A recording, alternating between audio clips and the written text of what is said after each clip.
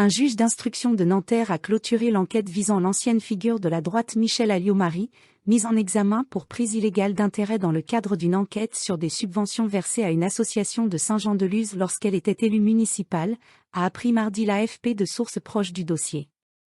Le magistrat a informé au printemps les parties de la fin de l'information judiciaire.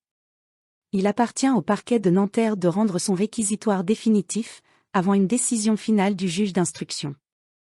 L'affaire remonte à 2012. À l'époque, la cellule anti-blanchiment de Bercy réalise un signalement en raison de mouvements de fonds suspects entre l'Office de tourisme de Saint-Jean-de-Luz et l'hôtel Chantaco, dirigé par le père de Madame Alliot-Marie, Bernard Marie, ancien député-maire de Biarritz, décédé en 2015.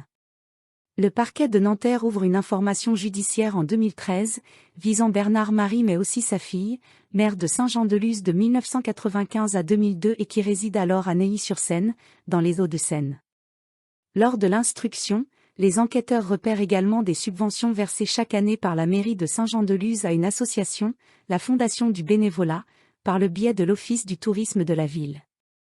Entre janvier 2010 et octobre 2012, cette association aurait enregistré sur son compte bancaire des flux créditeurs supérieurs à 260 000 € provenant, notamment, de l'Office du tourisme de Saint-Jean-de-Luz, lui-même subventionné par la municipalité. Chaque année, l'association reçoit notamment 25 000 € de la part de la mairie. Or entre 2009 et 2013, date de la dernière édition de ce festival, Madame Alliot-Marie était adjointe au maire, en plus de ses fonctions de garde des Sceaux puis de ministre des Affaires étrangères. MAM, âgée aujourd'hui de 76 ans, participait ainsi, personnellement ou par procuration, au vote portant sur les budgets, les comptes financiers et les conventions d'objectifs de l'Office du tourisme de la ville.